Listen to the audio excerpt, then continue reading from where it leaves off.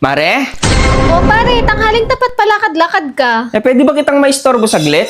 Ano ba yun pare? Halika, pasok ka. Inutusan ako ni kumare mo, Mare.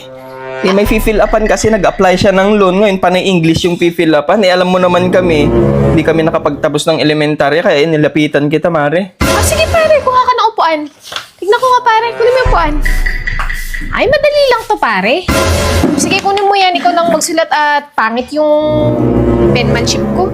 Sige, Mare. O sige, tanungin mo na ako pare. Mare, region. Region, yan yung tinatanong kung Catholic ba kayo, o born again, o iglesia. Catholic, Mare. O, isulat mo dyan. Dali lang yan pare. Ganito yung spelling niya, Mare. Oo, tama yan pare. Extension, Mare. Extension, tinatanong yung mga extension nyo sa bahay kung ilan ba. Ay, 7, Mare. O, isulat mo 7.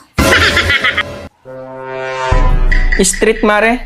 Street, tinatanong kung street ba yung buhok ni Mare o kulot. Ay, kulot, Mare. Ay, lagay mo kulot. Dependence, Mare. Dependence. Ay, hindi. Skip mo na yan, pare, kasi depende sa'yo kung sasagutan mo, kaya dependence. Ay. Tin number, Mare. Tin number, isulat mo 11.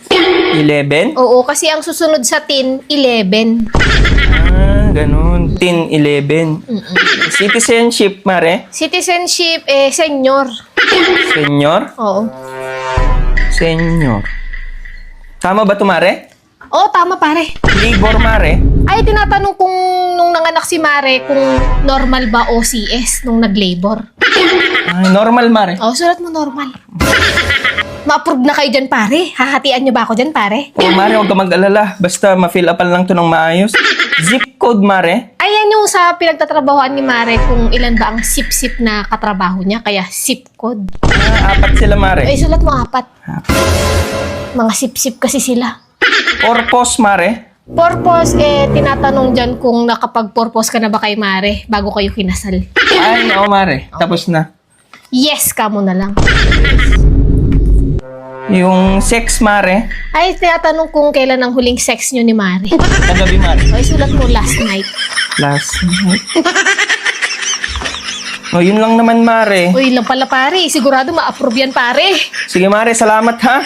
Pare, yung hati ko dyan ha, pag Oo, na-approve yung loan nyo ha. Oo, wag ka mag-alala. Salamat, Mare. Sige pare, walang anuman. English major ako eh.